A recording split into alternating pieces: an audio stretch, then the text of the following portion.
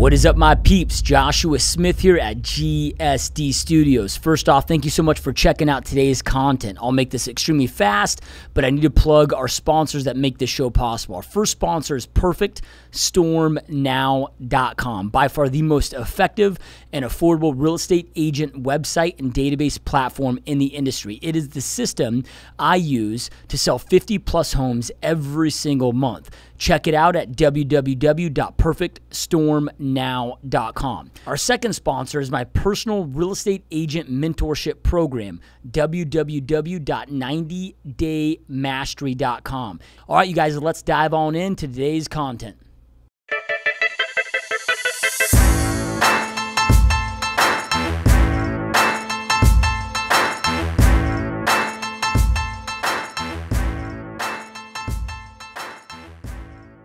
What is up, my peeps? Joshua Smith here with another GSD Mode interview. Every single week we interview top entrepreneurs and just straight up top badasses out there dominating their space. These are people choosing to not live a life of mediocrity, but instead to go out there and create big, amazing, epic lives for themselves, for their families, as well as have a big impact on other their lives. So today, you guys, we got a special guest on the show. Our guest today, this is a dude that's created a very a very successful, epic real estate company, a very successful business. But this is also a guy, it's so easy to sit there and look at these very successful top producers and top brokerage owners and successful entrepreneurs and sit there and think, like I know I used to sit there and put them on a pedestal and think that they had something I didn't have or whatever that may look like. And the reality is you get to meet them. They're just people that were willing to endure more pain than most people, to keep pushing, to never quit. That's exactly it. Yeah, and eventually go out there and create massive success, right? So today, you guys, I'm really stoked and honored to have Ryan Shilow to the show. Welcome to the show, my friend. Well, a good friend of mine and one of my top agents, Danny Bowling, who was not a top agent at all, couldn't find a brokerage that could help him out a little bit and actually put him on the path. I found him. I put him on the path for success and financial security and just the basics of how to compete, okay, in this industry. So he was looking at me, was like, man, you're a badass. You know what you're doing. You know how to kick ass and take names. You know how to get people right to the money, talk about the money, and then execute and get paid. So I found out about you guys through Danny. He was like, man, you've got to talk to these guys over at GSD Mode. They're just straight up motivation, talking to the top agents about how they, like you said earlier, the journey they've walked. So that's how I heard about you guys. Yeah, no, stoked, man. Honored to have you on, dude. So before we get into what you're doing today, because I know you've got a lot going on, man. I mean, you've got a very successful real estate business, a brokerage. You're doing a lot of development. I mean, you're doing a lot of different things. But before we get into that, I'm always intrigued on our guest's journey that led them to entrepreneurship in the first place. So if you rewind the clock, so it looks like, junior high, high school, college, whatever. Like, what led you into entrepreneurship in the first place? This is one of my favorite stories to tell. One of my favorite stories to tell. Okay. So, I was a little bit wild, like most of us when we're young. Everybody's pretty much wild to an extent when you're a kid. But I kind of started getting my stuff together when I was about 19. Went to school. My dad was like, "Look, man, you can't even come home. You got to stay in school. If you fail out, don't come back." You know what I mean? Bottom line, if you get through school, you can come home. So I was about to graduate. About 3 weeks before graduation, I was 21 years old. My dad said, "Hey, look, Johnny just got out of jail." I said, "Okay." He's like, "We're gonna go down see him. He just bought a couple houses." It's like, all right, great. Went down to check out my cousin. He had just got out of prison. He was in prison for about 9 years.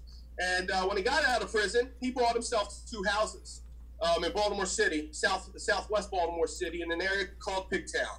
Delightful area where we all grew up. I always followed the good course, and I always stayed good in school, didn't do anything more than getting a brawl here or there. And one day I saw my cousin John. Like, "John, how's everything been going now that you're out behind bars?" Said, "Everything's going great. I'm making $108,000 tomorrow, Ryan." I said, "What the fuck do you mean?" "Well, I'm about to make $108,000 on the signing a contract, my friend. I was like, yeah, right, I don't believe that. He said, meet me here tomorrow. I'll come here with a certified check. I'll take you to the bank with me, and we'll count the numeros, okay? So I was like, all right, bet. I met him at my uncle's bar. Sure enough, $108,000 check from Certified Title. Like, what?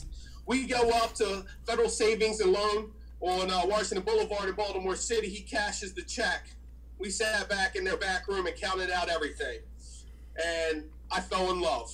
I fell in love with the real estate game. I thought to myself, hey, man, you have no education. You have nothing but street smarts, and you just made $108,000 in one transaction. So I know I can do that, and I can do that 100 times over again. I just got to figure this shit out, okay? So what I eventually did, I just started picking up books and reading about real estate investment, real estate development, being a good realtor. I wasn't even a real estate agent. I knew nothing about real estate up until that point. You know, my father and my whole family was blue-collar guys and gals their whole life. They purposely kept me away from that game. You know, they wanted me to be in the cubicle making the great $80,000 salary a year, whatever. So I finally decided to get into this business once I saw that $800,000 check. And like I said, I just started reading. Saved myself about $15,000 when I sold heavy equipment. And I said, hey, man, I'm making the jump. I went out and bought a property sight unseen. I didn't even know how to hammer a nail into a 2x4, literally. So what I did from that point, I just sat there and I got another book on construction. I literally rehabbed my first 3 properties out of a damn manual.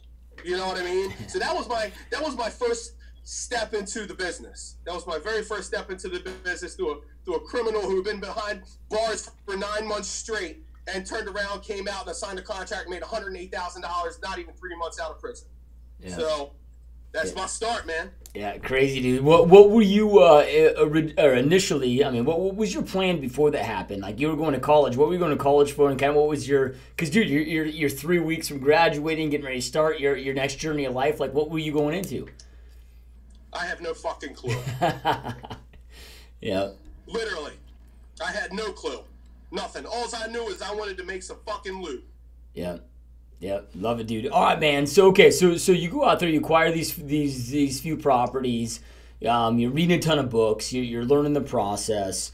Well, just out of curiosity, that first property, because like, you know, I mean, I didn't finish college, but I went for 18 months before I dropped out, and I know I was broke as hell in college. Like, how did you acquire that first property? Okay, so when I was in school, a really good friend of mine was selling. He dropped out of school after about his 18 months. About a year later, he was visiting me in college at all times, and this is before I had met saw my cousin. This was about a year and a half before that. So my buddy, he was selling this shit out of some heavy equipment. And he got me a job selling heavy equipment. And everybody in my family was like, you got to be in sales. Stay there, learn as much as you can. So I just kind of followed my homeboy because he's making a lot of money. Next thing you know, I'm the top salesman at Elliott France Heavy Equipment in Baltimore, Maryland. Actually in Jessup, Maryland. They have a place in King of Prussia, and they have another place in Manassas, Virginia. So I wind up being the top salesman at the company, and I'm only about 21 years old because that was the first year I bought that property. So I kind of just fell into that business because it was sitting in front of me. You know what I mean? And I saw my buddy making a lot of money, and I was like, I got to make this money. That's the only thing that was on my mind was make money. You know, that's it. So essentially, when I was getting out of school, I had no clue what the hell I wanted to do, and the reason why I jumped on a path of sales, I guess, is I just saw the money my boy was making, hustling his ass off. I was like, I gotta hustle that hard, and I'm gonna make that much money or more. I gotta do it. So that's exactly what I did. Yeah, love it, dude. So, all right. So, you know, I'm just kind of calculating the math in my head. So this is like 13 years ago, roughly, right? 13 years ago. Yep, 13 years ago. Yep. So in between those times, right? You know, we've seen some huge market fluctuations. You know, when you're getting into the market's just, you know, right? And then the market, of course, crashes, and you know, we all know what that was like, 2009, 2010, and it was gnarly times. What was happening and transitioning? Because I mean, you've not only just stayed in the game, and I don't want to make it sound like any of this is easy, but you've continued to be able to stay in the game. Which, man, I mean, I know so many real estate. Sorry. Yeah. Sorry, No. I'm listening. Yeah, I know so many real estate investors that got caught with like 200 properties that when the market bottomed out and lost everything. And like what were you doing? Like what was the market like before the market crash? And then how did you adapt Awesome your model? This is every question's right up my alley. Okay, so I was 21. I saved myself $15,000. Like I said, selling that heavy equipment. 2005. I had just turned 22. I bought that house when I was 21, sight unseen. I just turned 22. It's 2005. I flipped that property out of a manual, made about $28,000. Flipped another property, made about $17,000. Flipped another property, made about $30,000. Now we're coming into 2007, the end of 2007, and I had one property at the time that I was flipping. I let go of that property right at August 2007, right when the first bubbles were popping. You know what I'm saying? Like the first blips in the market where when you turned on the TV, everybody started saying we got a problem happening, and it's happening hard and fast. So essentially, I got rid of that property. I had no properties. I had no real estate license. Okay, I'm still employed as a heavy equipment salesman, killing it, selling heavy equipment. The bubble officially pops in November. Okay, so I got laid off that November. I sat there. I had some really good money saved up at the time because I had done 4 flips. Okay, was doing great at sales, but Elliot and Fran said no way. Nothing's going to be happening in equipment for any time soon. So they laid me off. They laid off everybody. As a matter of fact, they only kept 2 salesmen out of the 40 salesmen they had.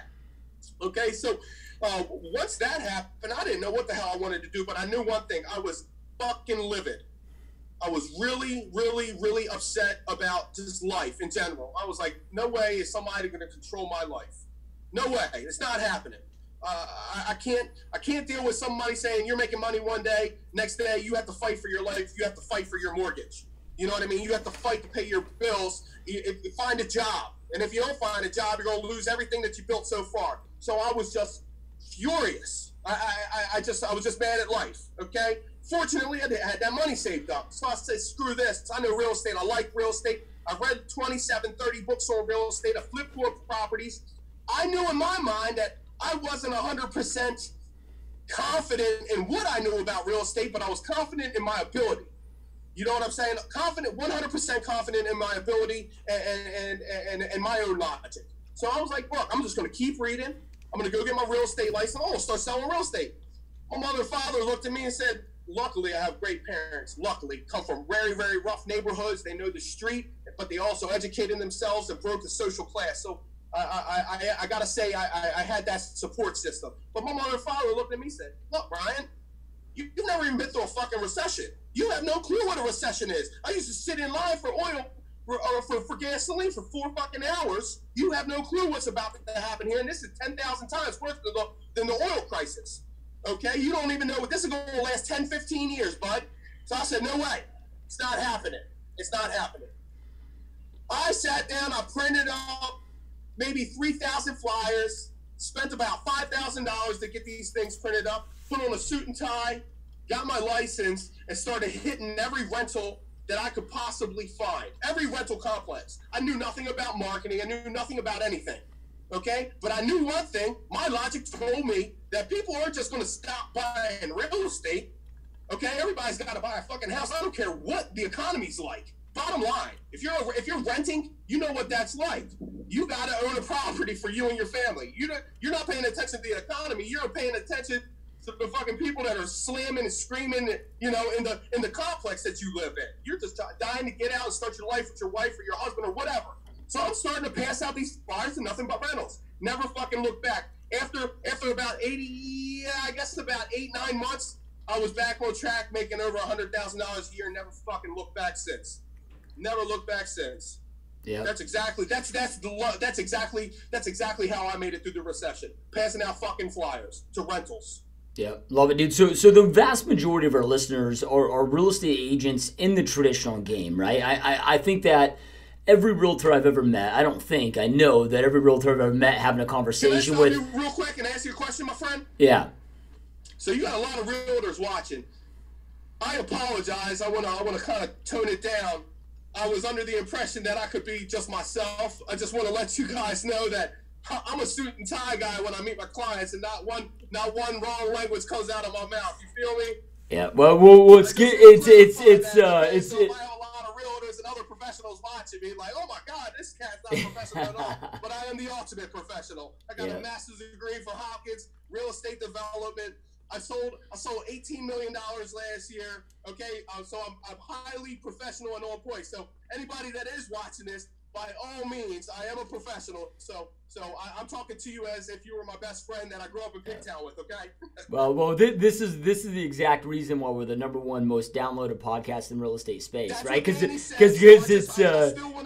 still wanted to clarify. Yeah, because we're get shit done mode podcast, and we're authentic, I no need to apologize, man. I mean, because the cool thing is, I mean, we're in a world right now where people are just dying for authenticity. I mean, you're being right, you're being you, and I think people get that, relate that, and understand that, man. So I appreciate you bringing that up, man. But this is probably the one podcast on the planet where people love it, dude. They love the rawness, right? So with that being said, dude, all right. So you're going to these rentals because I love this strategy, and I've yet to have any top producer that I've talked to on the podcast that has had a strategy similar to this, right? So you're going to these apartment complexes, multi-units, renters. You've got flyers. You're knocking on the doors. Like, what are you saying? What's your script? I didn't say shit. I didn't say anything. You know what my strategy was? Nobody wants to be knock on their fucking front door and somebody sell them. Nobody wants that. Nobody. Do you want it? Well, I love it for other reasons, right? So. You're like, I'm done work, man. Get out of my face. I've been dealing with salesmen, vendors, people trying to get on my show all day. Please don't knock on my fucking door. Stay off my property. Okay, so what I did was I got in a suit and a tie. I knocked on their front door. I handed them a $4 flyer that shows the quality of my presentation. I said, hi, have a wonderful day. Give me a shout if you need anything. If you happen to start asking me questions about real estate, then yeah, I start going into sales mode or whatnot. But for the most part, my whole strategy was 100% numbers game and just look quality, okay? And my flyer said the rest. If you weren't interested, you throw my flyer away immediately. But unlike a postcard, you saw me showing up in a suit and tie, thinking that I was going to sell the shit out of you or try to sell the shit out of you on your own front step, but instead saying, hey, how you doing today? Here's a flyer. Have a nice day. You feel me? So people were like, oh, whoa. Professional guy, I'm thinking he's going to sell me, but he didn't sell me. He just handed me this high quality printout that says what he does, and he says, see you later. Whoa, you know what? We got to buy a house too, so I like that approach. He didn't even try to, I'm going to give this guy a call. That's literally almost everything, every response I ever heard from a client that called me off of those flyers back then, that was like literally the response. Literally. Every 300 flyers I passed out, I got 3 deals. Every 300, at least. That was low. Now I'm so good. If I pass out 300 flyers, I'm closing at a rate of 8%. But I don't pass out flyers anymore, fortunately. Yep. No, that's epic, dude. So a $4 flyer, and what's in there with that flyer? People are seeing the quality of it, and give us kind of an idea. I don't know if you still have a copy of it. If so, I'd love to get my hands on it. But what kind of give us a breakdown of what that flyer looked like, what it said, okay, how it educated them. So if I'm giving advice to a realtor out there or a salesperson in general, because these tactics, my tactics, I could sit down and talk to you I could teach you a master's class on marketing tactics, literally. But for the people out there, if you're going to be presenting yourself in the market, present yourself in one way: quality. Okay. So a lot of people will talk to me and be like, Jesus Christ, this guy sounds like he's out of the fucking gutter, But I'll start talking to him and I start asking them questions, and I'm giving them quality information, whether it's quality information that's coming out of my mouth, or whether it's quality flyers that I'm handing. Make sure everything you do is quality, Okay, so basically what I did with those flyers was really simple. I found 4 properties that I just love, that I personally love. And at the time, you know, I wasn't thinking $1 million. I was thinking, just please give me a fucking sale so I can live and never have to go work for someone again. So what I did, I picked out 4 properties I liked, 4 townhomes, put the sales price on the townhomes. I even put the brokers that were listing the property just to stay compliant, so some broker that got their hands on it wouldn't be a piece of shit, and you know what I mean? Because a lot of people out here are just haters because, quite frankly, they can't crack the code of hustle hard, you know what I mean, and get shit done. So I put my 4 favorite townhouses that were for sale in the area, put the sales price, put the broker that was listing it, and I just put my logo and my information. But the flyer was high quality, really quality, very thick, glossy. If you had it in your hand, you would be like, okay, this is legit. You know what I mean? And then when I presented it, I knock on your door, so you're in your personal space. You're like, what the fuck is this guy trying to get up in my personal space? You know, I'm trying to relax at the end of work, but I'm in a suit and tie. I don't try to sell you, and then I hand you this high quality piece of advertising material. So right there, they put their 2 and 2 together. Like, again, hey man, that guy looked great. He handed me some great quality flyer. He didn't try to shove his sales pitch down my throat. He didn't even try to sell me. I'm gonna call him and talk to him more about one of those properties on there that looks tight, because statistically speaking, people buy 4 properties in their life, okay, or make 4. I don't want to say buy 4 properties, but people make 4 living decisions in their life. 1, it's an apartment, okay. 2 is a townhouse. 3 is the home, single family that you raise your children in, and then 4 is your downsizing retirement twilight years. You know, Florida home, whatever. Okay, so you know, that's what my advice is. High quality in everything you do. The only thing that I would ask myself, and I wish it was a little bit different, but this is me now, and I want to try to raise my son a little bit different. I'm a little bit hardcore with people. I'm a little bit too straight up. I'm a little bit too, hey, if I don't fucking like something, I'm going to tell you I don't fucking like it. You know what I'm saying? Be very truthful. And if people don't like the truth, fuck them, because there's millions and millions of people out there. Bottom line, it's a numbers game. Make sure the numbers that you're hitting, you're just providing something of quality and something of people like information that they didn't know previously. Does that make sense? Yep. You know, everything that you're giving is quality. That's all that's all I can say. And it's a numbers game. It's a numbers game. Everybody, there's millions and millions of different attitudes. A lot of people might look at me, and I know look at me and say, I don't like talking to him because he doesn't necessarily speak correct English. Well, I do motherfucking speak correct English. I don't feel like it because I get out and I hustle my ass off. I get shit done. You know, you either want to deal with me or you don't. You want to go deal with the anal asshole off the street or Pobrecito, whatever you want to deal with, fine, deal with them. Because I want to find a person that does want to deal with me, because there's millions and millions and millions of people in this world. Okay, millions. So don't ever let somebody feel like you're inferior. Don't let yourself feel like you can't find somebody that wants to do business with you. Because there's so many people in this world that it's just a matter of time that somebody's going to want to do business with you. You just have to get in front of as many people as possible with some type of structure of quality. Yeah, I love it. Like you said, man, there's 7.4 billion people on the planet, dude. So there's no shortage of human beings, no shortage of leads. And again, man, I just think, man, get those numbers up. You know, it's like Trump getting elected, man. I mean, he came out with this campaign, and I mean, people, whether they loved or hated him, dude, they respected his authenticity. Yeah. You know, right? People are just starving for that.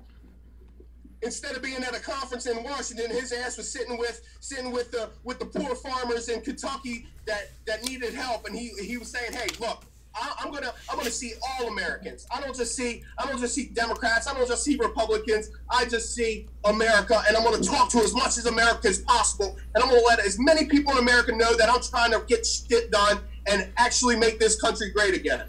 I'm not necessarily a Trump fan. I'm not necessarily a Hillary fan. I'm a Republican, but I just love people that hustle, that respect other people, and that want to help themselves and their country.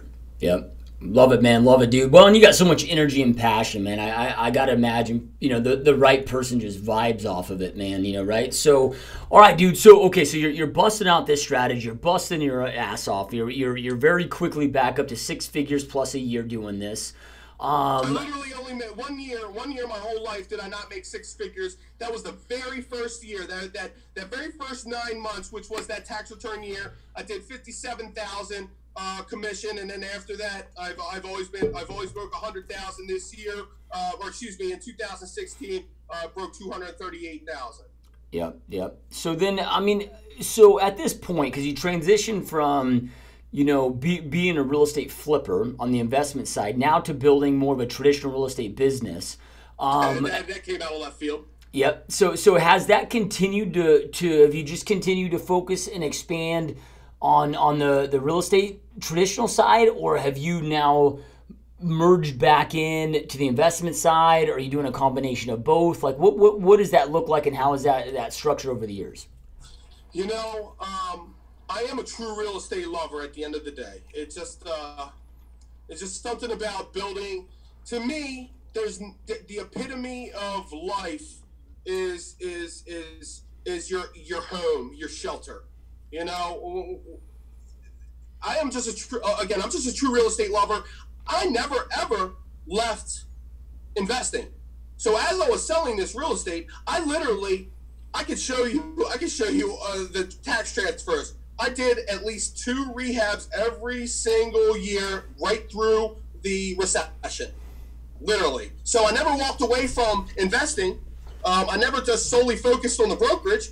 The brokerage I was forced into it because I got fucking laid off. You can't make quick money renovating a property. You can make some quick money wholesaling, but I find myself wholesaling now because I have such an excellent deal, and I usually wholesaling to another licensed agent. So I guess to answer your question, I was always investing and developing on top of growing this real estate business. I never thought I was going to be, and when I say real estate business, the broker business. I never thought I was going to be a broker. The only reason I did that was because, like I said, I got laid off. I didn't have a choice. I couldn't believe it. But then I started getting good and applying the sales that I learned, at the heavy equipment company. And I want to say I actually learned a little bit of sales at my entrepreneur classes in college. And I applied those sales, and I just became so good at it that I was like, wow, I'd be crazy not to really push this business. So again, to answer your question, I never walked away from investing. I have invested every single year. I've had at least 2 investment properties every single year since I graduated college, since I was 21 years old. So again, I'm a true real estate lover. I love every aspect of it. I love $2,000 properties. I love $11 million properties. I have $11 million deal closing in 2 weeks. Okay, IHOP anchored center and a Starbucks anchored center, and I also have a $20,000 deal settling in 2 weeks. And these are my personal properties.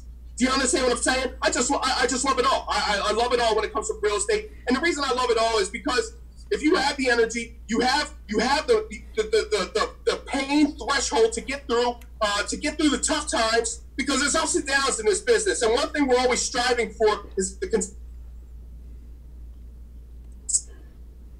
I'm sorry about that. I got a phone call. I had to cancel them out. I apologize. Yeah. But one thing I'm always striving for is a consistent cash flow. But again, I love all real estate. I was always investing and on top of building this brokerage. But definitely the brokerage was something that I never thought I never thought that was going to happen. It was just because I was forced into that when I got laid off, and I just happened to be awesome to the point that people are like, you need to hire people and train them to be as good as you.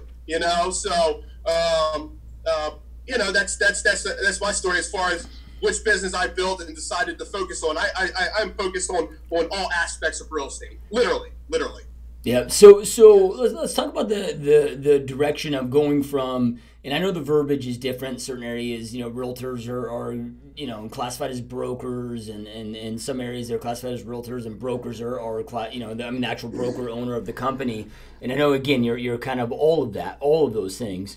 Yes. So you're building your real estate business. At what point do you decide to not just be a producing real estate agent, but then to expand, have your own brokerage? So now you have agents and just, I mean, I look at you, dude, I mean, you're just a 100% wired entrepreneur that just happens to be in the real estate industry. Absolutely. Right? Shit if the money's right. Yeah, right. So, I can get, how this all transpires because it's the entrepreneur that's a realtor. It's a natural evolution. Whether they choose to go the mega team route or a brokerage route, it's just a natural evolution. But how did that transpire and happen for you?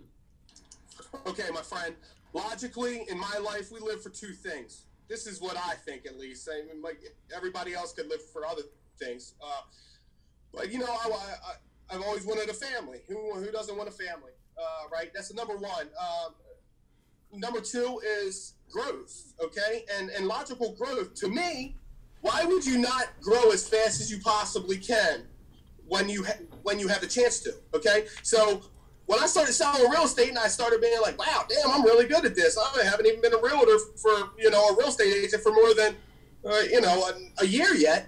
Logically, I'm like, well, what's the next step to being more successful? Well, get a broker's license. So, as soon as I was able to sit for a broker's license, I sat for it. I sat down, became a good broker, I started building a nice team. I said, what's the next step? A fucking master's degree. Okay? That's what I did. Now I'm thinking to myself, what's the next step after this? I want to be a fucking attorney so I can do all my own title. You know what I mean? So the reason I became a broker and started my own outfit, other than being a raging entrepreneur, is just the growth of it. I looked at a buddy of mine yesterday. He was bitching about money. I looked at him. I was like, Mark, you've been a fucking electrician for 11 years. Why do you not have your master's license? You know what I'm saying? Like, what? You should have had your master's license as fast, as soon as you possibly could. You should be growing your life at every chance, every opportunity you have to grow. Because quite frankly, I know, we all know that life is a fucking roller coaster. If you don't jump on opportunity when you see it, if you don't grow when you have a chance to grow, it's only going to be a time before you hit another law. And since you didn't grow when you were on top last time, that law is going to take you under where you currently were. So if you grow and then you hit a law in your life, that law will bring you, will not crush you and take you down to, 2 steps under where you were. Okay. So that's kind of my take on that. Yeah, love it, dude. So kind of walk us through what does your brokerage look like today? Because you got this brokerage, you're obviously still producing. Kind of walk us through just to give us an idea of what your structure looks like today. Okay, I will give you the key in one word of successful sales in general, and that is a database. If you don't have it, you're done, son. Go get a cubicle job. Go get a cubicle job. So this is what my brokerage looks like. I have a database, right? Lowest common denominator. Let's pretend I have no business. I got a fucking database, okay? Now, with that database, that is the core of your business. As much as I can't stand Keller Williams and their religious, following, and they barely give you anything to succeed. They say they give you tools. I will say they got some good tools. But as far as really giving you business and really putting money in your pocket, as much as I can't stand them, I'll say this. If you read Gary Keller's book, he'll talk about nothing but databasing. Yeah. Okay? So my brokerage starts with a database. Okay? You have your database. Now, if you don't have anything in your database, what do you got to do next? You have to market. You have to go out and make those flyers and pass them the fuck out every day. You got to make those 100 phone calls a day. You have to go out and buy some Realtor.com leads. You got to go out and spend money on your Zillow leads. But once you spend money on those leads and you get people that inquire, you put them immediately in your database. You acquire, let's say you acquire your first 10 interested prospects. Okay, if you don't have a database and 3 of those prospects said, hey, I'm interested in selling my house or buying my house or renting something, but you don't put them in your database, the 2 that said they were interested, but they're not going to be ready for 12 months, you're going to forget about. You'll do that one transaction. You're going to be so consumed with that one transaction and the person that's trying to transact now, you'll totally forget about everybody else that inquired. So once you're done that transaction, now you're like, holy shit, I got to go do another transaction. Where I got to go market again. Well, you wouldn't have to go market again if you would have kept those 10 people in the database and were taking notes on those 10 people and making sure you followed up with them in 8 months because you know they said they were buying in 12 or selling in 12. Does that make sense? So the lowest common denominator of my business is 1, a database, and 2, is staying on top of the latest and greatest marketing trends, period. Now, it takes a lot of money to stay on top of the latest and greatest marketing trends. So if you're new agent out there in any type of sales atmosphere, your marketing trend might have to be printing up flyers on your fucking computer and passing them out. But whatever you do, market every day and add to your database every day. Okay? Once you get good at managing your database and marketing consistently, okay, then it's a matter of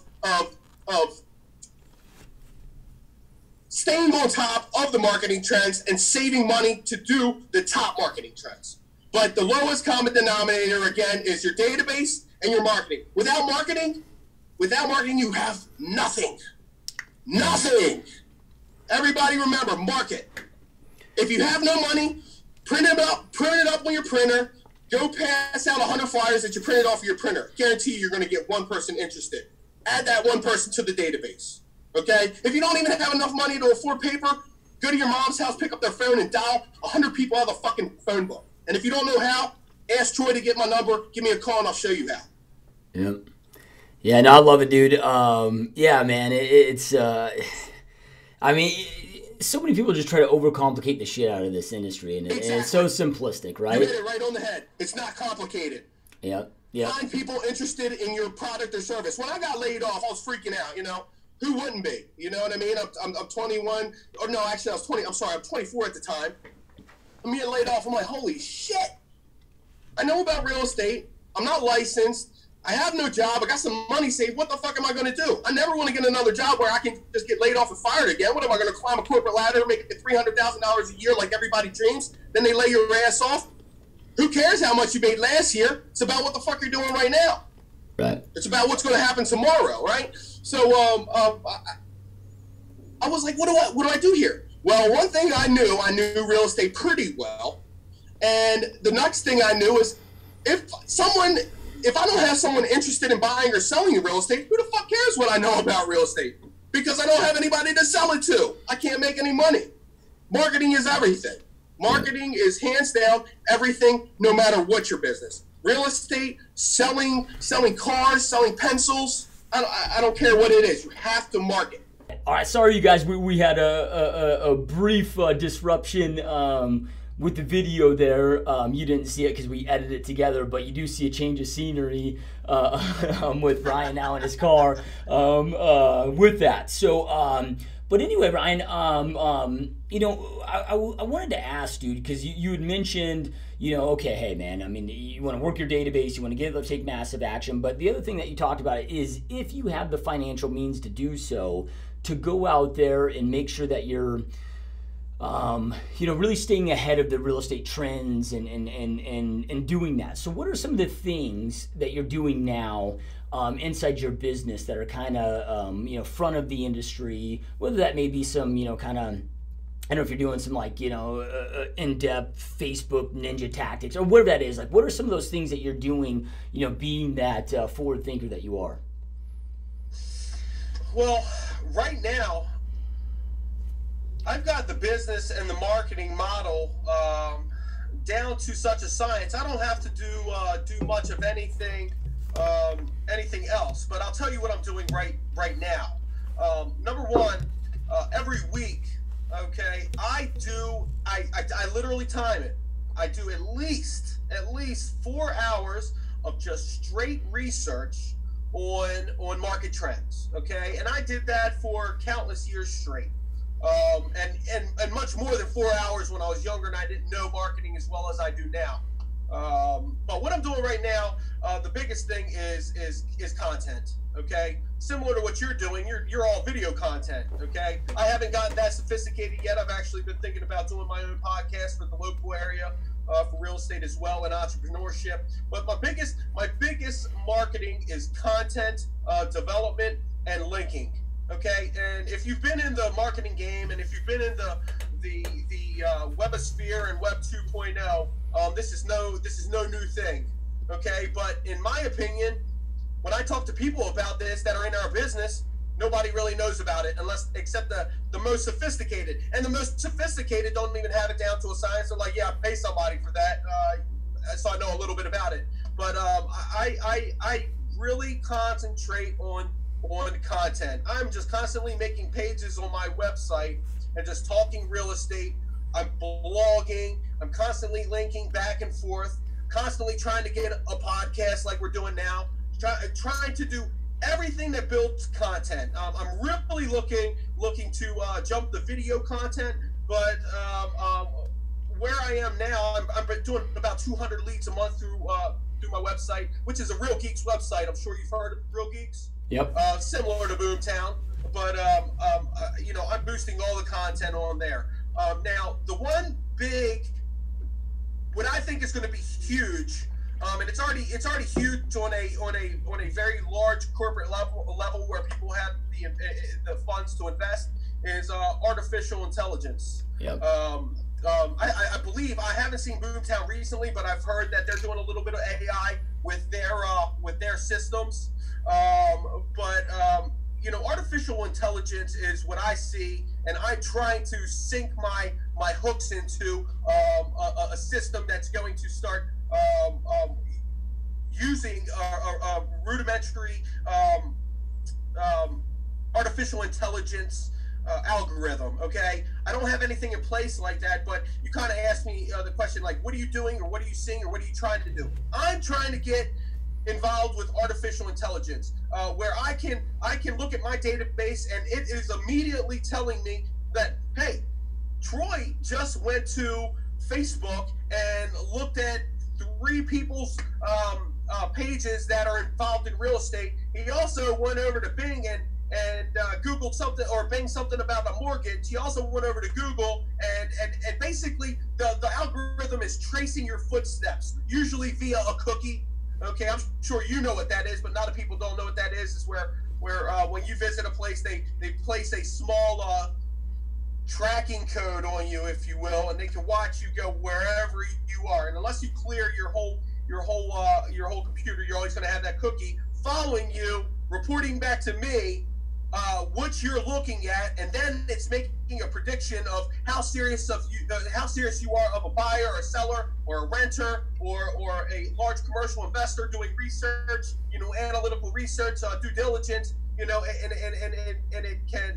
it's artificial intelligence. It starts predicting your movements. So I'm calling you before you can even think about, or before you've ever even started picking up the phone to make extra decisions. But right now, my system is based on content building. Okay, out of my 200 leads a month, I'm probably doing about 75 organic, and the rest search engine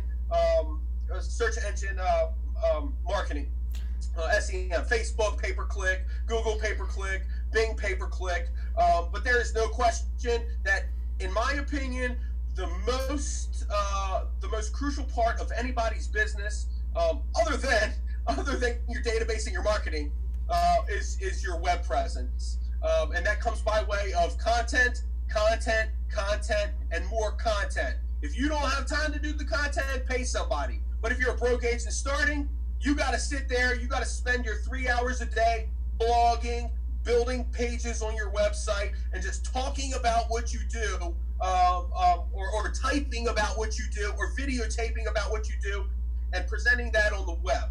Okay, so I do about 90% content building, linking, in-linking, out-linking, Zillow reviews, getting everybody to review me on Yelp, the whole 9 yards.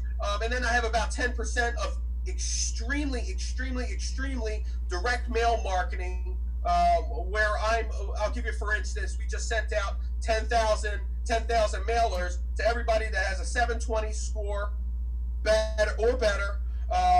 We know that rents and we know they're paying $2,500 or more in rent. So when these guys are responding, we know their life. You know what I mean? We know their life to a basic foundation that we know you shouldn't be renting. Okay, so all we have to uncover is why you're renting. Oh, you're only in the area for a while and then you're going to go back to Arizona? That's fine, you're not my client. Why are you renting? Oh, because I just started making $2,500 or $5,500 a month. That's why I'm paying $2,500 in rent, and I can't wait to buy that $700,000 house. And yeah, talk to me about that.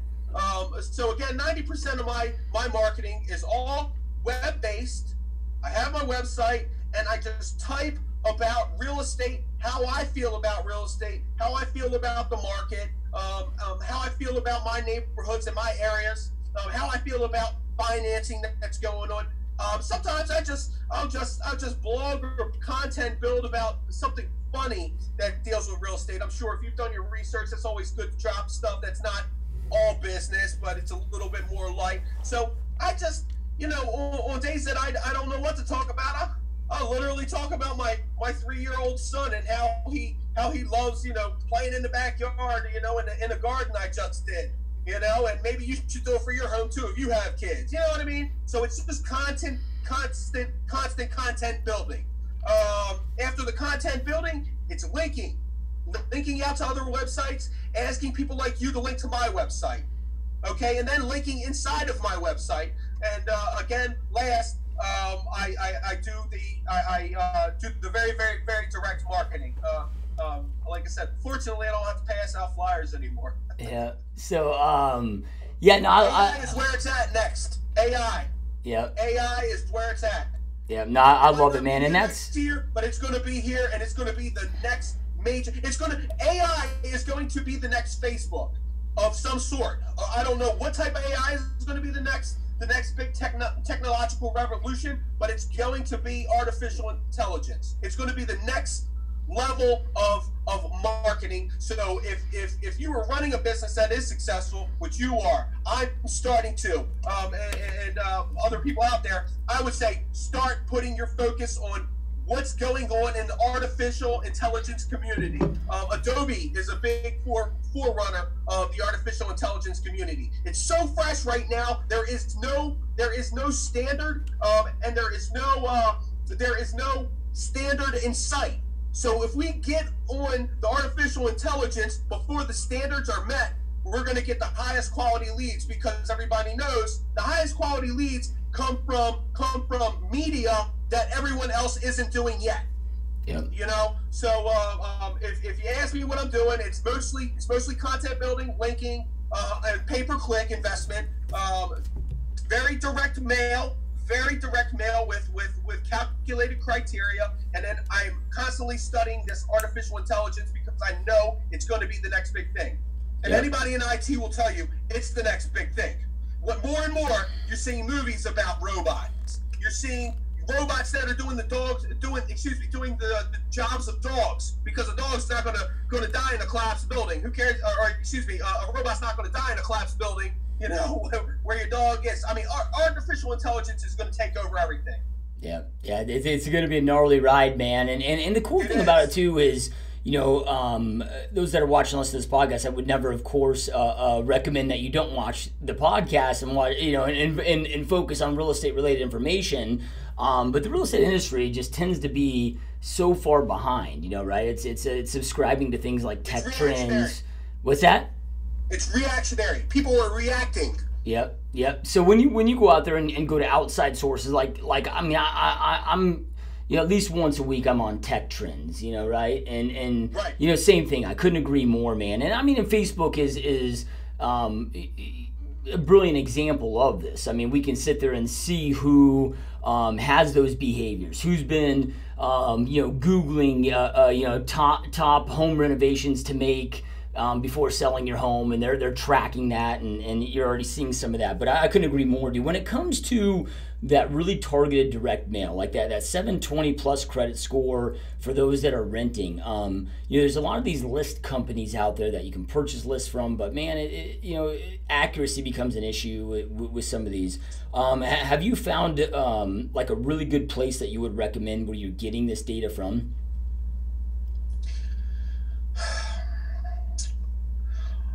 data, you got to remember, all data that you're going to purchase, if you will, is always going to be a 20 to 40% variance in the data. So if you buy 1,000 leads, or you buy 1,000 records, you know only 600 are going to be accurate. So to answer your question, go into the main data sources: Equifax, TransUnion, Experian. They're always the best to go to. They're a little, they have the most accurate information, but they won't give you, unless you're a licensed credit broker, they won't give you the information that you need as far as the credit scores and things like that. So I use a small gentleman out of Columbia, South Carolina. It's Black Book.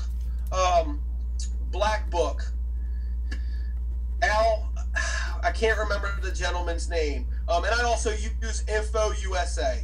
Info USA bases most of their data on the Equifax, Experian, and TransUnion pools. But you have to submit your script. You have to stay within certain guidelines as far as how you market. So when I mail out to these targeted 720, $2,500 a month rent individuals, I have to give them an offer of credit. Okay, I have to say, you're approved for this, and this is why. Okay, and if I get certain responses, you have to be careful when you're getting that data, and when you're marketing to that data. But as far as answering your question, who do I go from? Most of the data warehouses out there that are well known are the best places to go. Bottom line, Facebook, the Facebook marketing right now, that has you can go to groups and get a bunch of emails from certain real estate groups, or just emails from your group. Getting very direct marketing there is something I'm using a lot as well. But again, to answer your question about the places I go to the most accurate data, it's no matter where you go, it's always going to be a 20 to 40% variance in data. Okay, so you're only at best getting 80% accurate data. But realistically, I'm the type that says, prepare for the worst, always try for the best. So I'm always assuming that the data is about 60% accurate. And then, it's a numbers. Everything is a numbers game. Okay, you can give me a million. You can give any of us 1 million clients, or buy a list of 1 million people, and 30, only 30% is accurate. But if you make those calls through it, and you get those numbers up, it's a law of averages. That's why it's a law, because you are going to always. They say, statistically speaking, if you take 100 people. Okay, 100 people, and you cold call those 100 people, you will always sell 1% of those 100 people, no matter what it is you sell. So for instance, if you took a sample of 100 people and you sell shoestrings, you're going to sell shoestrings to one of those people. If you sell water bottles, you're going to sell water bottles to one of those people. If you sell real estate, you're going to sell real estate to one of those people. So you always know you are going to sell 1% of all data that you. I lost you there. Sorry about that. You know that you can always know in your mind that no matter how good or bad of a salesperson you are, you're always going to sell 1% of the data that you're focusing on selling, or of the sample 100 people at all times, no matter what the product is. Breast implants, literally, they say 100 people, you'll be able to sell any product to 1% of them, no matter what the product is. If you talk to all 100 people about it, it's always 1%, very least. All right, so that's if you have the chance to converse with them. So you're saying, let's just say there's a 20% call answer ratio.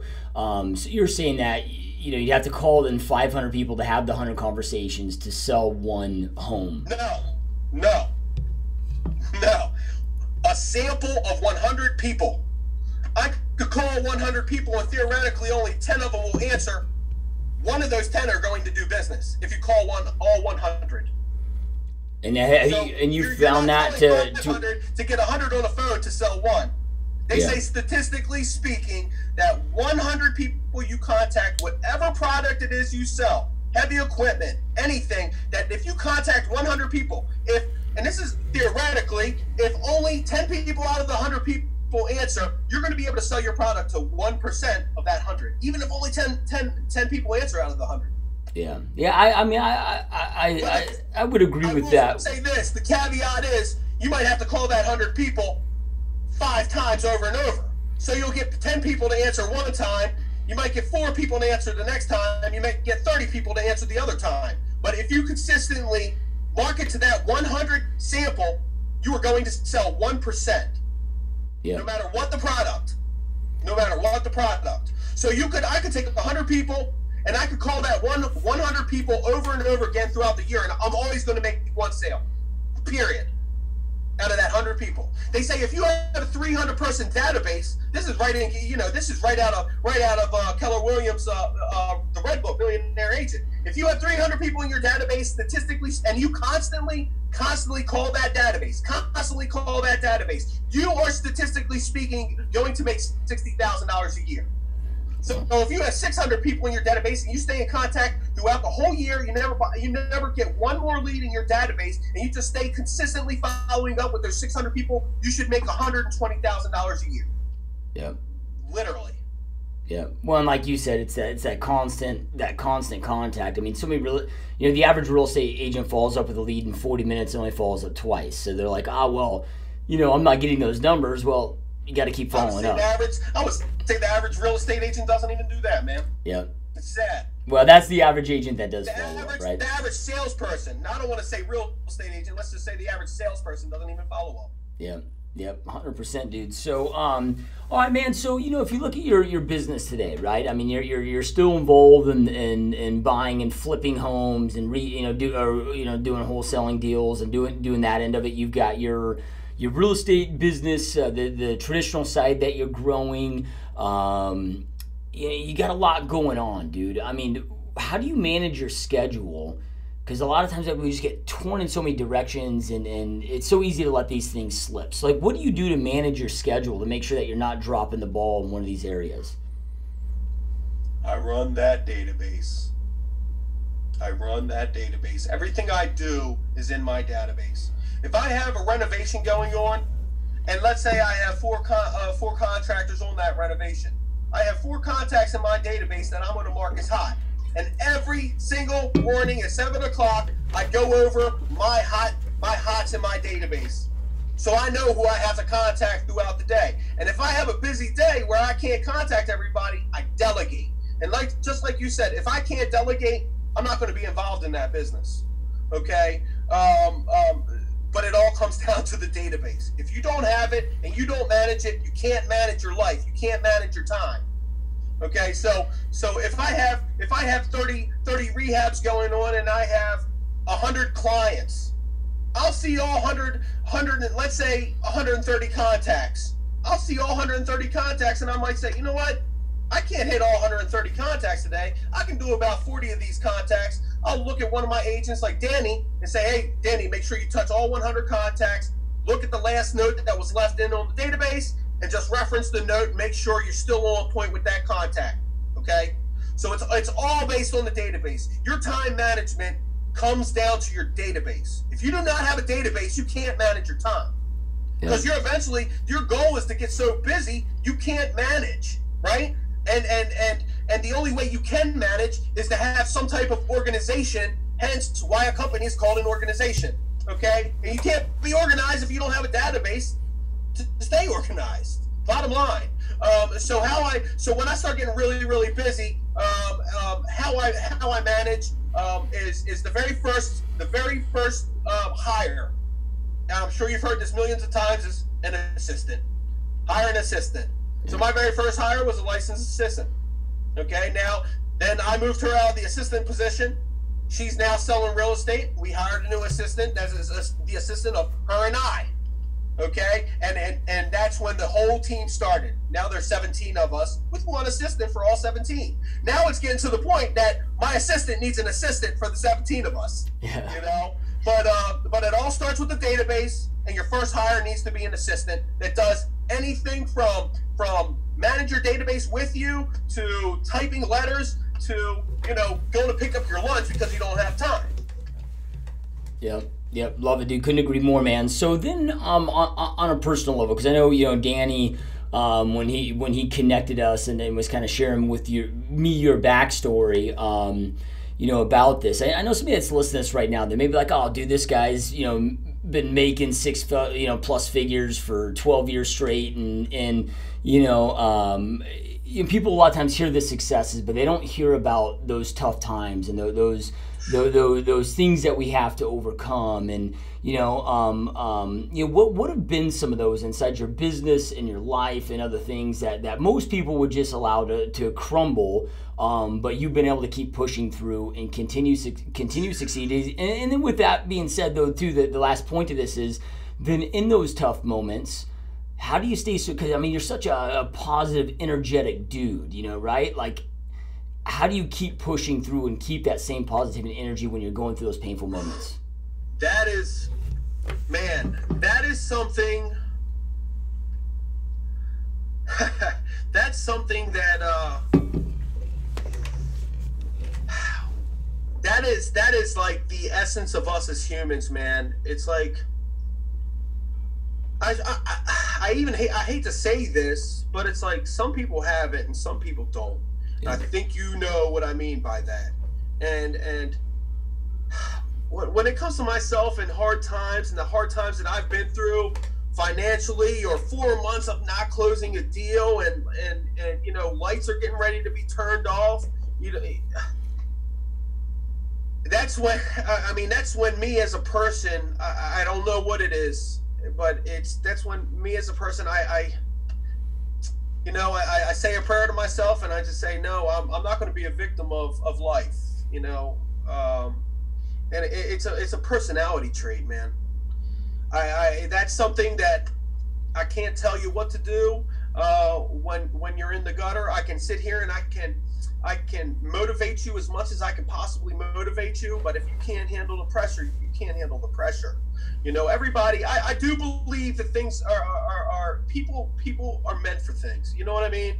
And you know, what you just asked about, it's like, it really comes down to the type of person you are. And the first time I ever felt like that was, you know, when I was in my very first rehab, and I basically had $1,000, $1,200 of $2 bills I had saved my whole life since I was a child. That's all I had left, you know, in that first rehab. And I was at the end of the project, and I'm like, looking at these $2 bills, like, I saved these things my whole damn life. My grandfather gave me the first one. You know, I either give this to the contractor and beg him to float me for the rest of the job, you know, and handle having to get on my knees and beg somebody like that, or I have to say, this isn't for me. I can't handle this pressure.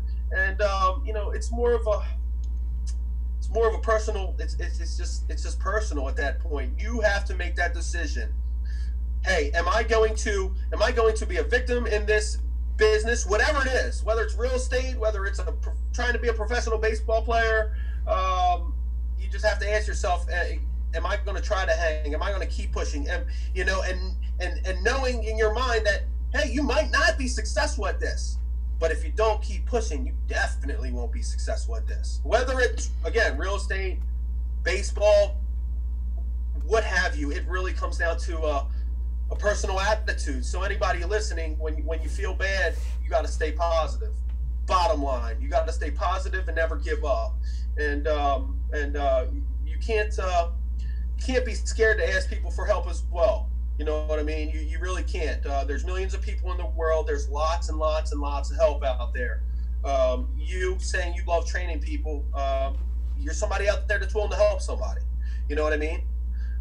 One thing I love with my brokerage, and I came into this business thinking to myself, this is insane. You know, I got laid off, and I'm interviewing these brokers at the time, and I'm like, this is insane. These cats want me to fucking pay them. I never sold fucking real estate in my life.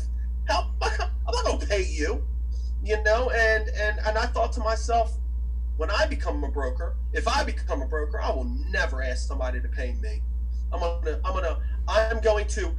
to be that person that when somebody like Danny walks in saying, I'm broke, man, I have nothing left. Can you help me? I'll say, yeah, absolutely can help you. And this is how I'm going to help you. You're not paying me $1. You're going to sit here, you're going to sell, and I'm going to invest in your hunger. You know? So, I mean, you have to just always make that decision to push forward, knowing that you don't know what's going to happen in the future, and that comes down to the individual. So again, anybody that's listening to this, when you feel tough and you feel beat up and everything's not going right, remember, it's always a roller coaster. There's always an up when there's a down, and there's always a down when there's an up. Don't fucking forget that either. You have to tell yourself, when it is bad, I'm going to weather the storm, no matter how bad it is. If it drops me to my knees, I will go to my fucking knees, but I'm still going to weather the storm. I'm still going to call somebody and ask how to weather it if you don't know how to weather it. But you have to make the decision to never, ever quit. And a lot of people make the decision to quit. But then again, a lot of people aren't meant for this business, and they're really meant for another business, and they pass through this business to get them to what they're looking for in their life that is meant to be for them, that they're saying, hey, this is the place I'm supposed to be, that no matter how bad it gets, I'm always going to stay here. You know, so realistically, you know, what you kind of just brought up, it really depends on if you're supposed to be here. I believe people are meant to be where they're meant to be. You know, I just had a client, massive client now, and it was the first time I ever heard a multi-millionaire like, Jesus Christ, I can't find shit right now. You know, like, what's going on here? And I looked right at him. I was like, look, man, I'm not financially where you are, but I do know this: what's meant to be is meant to be. And if you want this deal, you keep pushing for it, you're going to find it. I'm going to help you find it. You know what I mean? So, again, to kind of address what you just brought up, it's like you have to make the decision: is this the business you want to be in? Because if it is, you have to know that there is going to be a down that you have to get through. And you also have to know that if you can get through the down, it's going to get you to a height that you're going to get to, but there's also going to be another down. You know, but the goal is to just try to get to consistency. And that's, quite frankly, in my opinion, the hardest part of an entrepreneur's life in general, is just getting to that consistency. Where, you know, I'm to the point in my career, I'm like, I want to bring in money every week. I don't care if it's $100. I don't care if it's $100,000. You know, I just want a paycheck every week. If realistically, I want a paycheck every day. You know, I just want that consistency of always getting here. Because if you always have something going on, then you can always push to the next level. But you have to tell yourself, I want to be where I am in my life, whether it's selling real estate, whether it's getting your doctorate. You have to tell yourself, this is where I want to be, and no matter how hard it gets, I will not stop. I will not stop. And that's just you just have to know that's not something anybody can teach you. You know, you just have to know that about yourself, and you have to know that that place in life when you're there, that this is the place for me, and I've made the decision that this is the place for me. You know, the very first time that I came to that impasse, I was laid off. I was about to lose my house. I just had got my real estate license. I had rehabbed 4 or 5 properties, you know, and it was about 6-7 months in, and I'm thinking to myself, like, going to bed one night next to my wife, I'm like, wow, I don't know if I can handle this pressure. And I thought to myself, like, you have renovated 4 properties, you got laid off, you were the most successful salesman in your company, you would do yourself an injustice by walking away from everything that you've taught yourself this far. This is not something that I went to school for. This is something that the street beat me down, and had me so beat down that I couldn't see straight. I didn't know what was going on the next day. I didn't know where that next dollar was coming from. I just know I had a license. I knew my bills were late, and I knew I had put a lot of blood, sweat, and tears into learning sales and learning real estate the past 3 or 4 years. And I was just said, you know what? I'm not willing to walk away from what I've put in for 4 years. And no matter how hard this storm gets, I'm going to get rich, or I'm going to die trying. I will die trying. I will die. I will die trying, you know, and that day changed my whole life in that process. But that was the day, like I said, everything was getting really hard, and you just have to say, is this where I really want to be? And if it is, you're gonna say, okay, this is where I want to be. I will weather this storm. I will drop to my knees. If I have to drop to my knees, I'll call everybody and anybody to help me. But I'm getting through this, and I'm doing this. And it's just a mind state that everybody has to put themselves in at some point in their life and in their careers. Whether it's real estate, whether it's, you know, being a good mother, whether it's being a good father, you know. It's kind of the same situation I had with my son.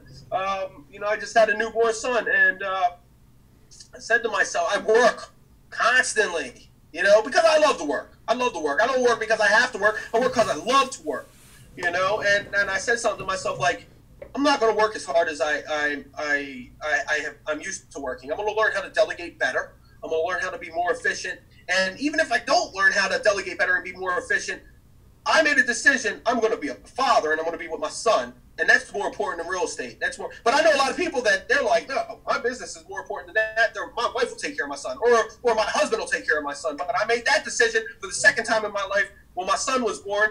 I said, you know what? I got to start focusing on being a really good father no matter what happens, whether it's real estate, no matter how, if I lose $1 million, I'm stepping away and I'm being the father to my son. You know, that was the second time I had to make a hard decision to not do that extra $10,000 deal or $20,000 deal that month, because I wanted to make sure my son was getting the right attention and education for where he is in his life. So, you know, again, every person has to decide on their own how hard they want to hit a situation and make that decision. I'm willing to get through the hard times, because life is nothing but good and bad, man. There's no in between. You don't just float in between and have a great life forever.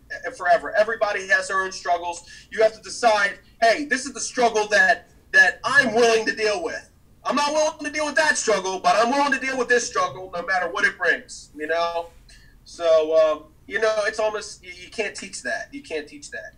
Yeah, it's almost this thing where man, just people, I think, especially, I don't want to say it's more so today than ever, but we have more exposure of it because of social media, and you get more of an invite into people's lives on a personal level than we ever have in history. So, you know, to say that people have more of a victim mindset than ever, well, I don't really know if that's true. We just see more of it because we didn't have the mediums that we had. But, you know, people can become so delusional about life. You know, they feel like they're entitled, you know, that perfect childhood or this easy route, you know, and people just learn to deal in realities, man, and life delivers pressure. I just found that too, and you know, and just in alignment with what you're talking about is, you know, coming to that, like making that personal agreement with yourself of and dealing in realities, understanding that life, that's entrepreneurship, exactly business, personal agreement with yourself. Yeah, that like, man, this world is going to deliver massive pressure to my life, whether it's my personal life, my business life, my career, whatever. Massive pressure is going to be involved, right? Well, then if you look at pressure and a piece of coal, there's only two things that happen. Either it crumbles or it handles the pressure well and becomes a diamond, right? So it's like, okay, am I going to become the big ass diamond or I'm going to crumble? Because the pressure is coming. And if you do in realities, the pressure is going to come regardless, right? Again, whether it's your personal life, whether it's your business, everybody is going to experience that pressure. And you got to make that personal agreement of you're going to crumble or you're going to become the fucking diamond. And I don't know if you found this true in your life, but I know at least when it comes to my business, my greatest leaps in success in my business and personal net worth and all of that have come from rebounding from my lowest moments, right? Because you're when things are really good, not that you're not working your ass off, but if you're making $100,000 a month, you may not be, doing the same shit that you're going to do when you're 100 grand in the hole, right? So those leaps happen, man. It's like they become your greatest assets, dude. All right, bro. So, I know we're going long here, but I created this podcast because I wanted to give back to an industry that's changed my life, right? And people that are watching and listening are here because they want to go out there and create that amazing, epic life for themselves and their families. And that, just like when you started your career, you're reading books.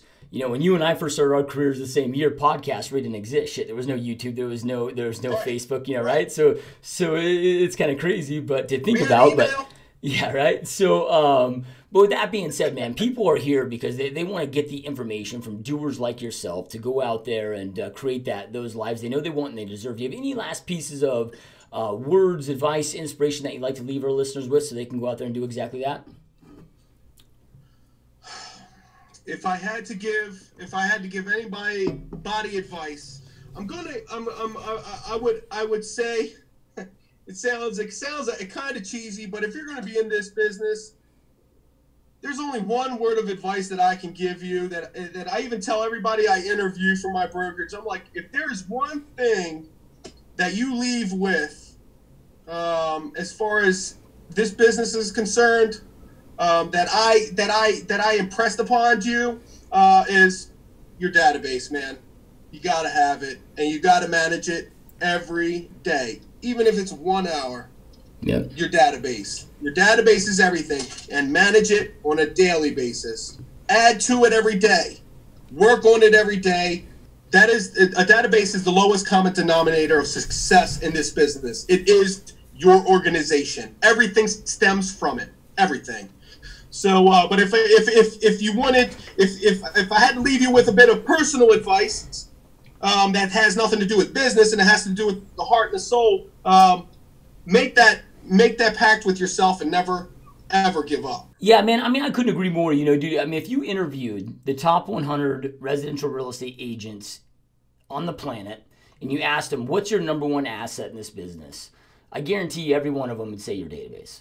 Right? So couldn't agree more, man. Yeah, powerful words. And those that are watching and listening, I know in every podcast for this, you guys, but every information without implementation, excuse me, is truly just the start of delusion. Information is no longer power. It's taking that information, taking massive action on it that creates power in your world. Ryan shared so many amazing pieces of advice and information with you guys and strategy.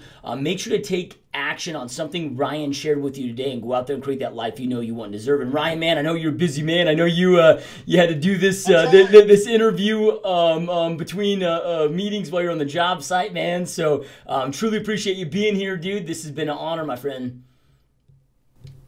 Josh, thank you so much, man. Thank you so much to Troy as well. I really love things like this. I'd actually like to talk to you a little bit off air as well. Yep, 100%. We will, man. All right, you guys. Well, thank you for watching, listening, and we'll talk to you next time.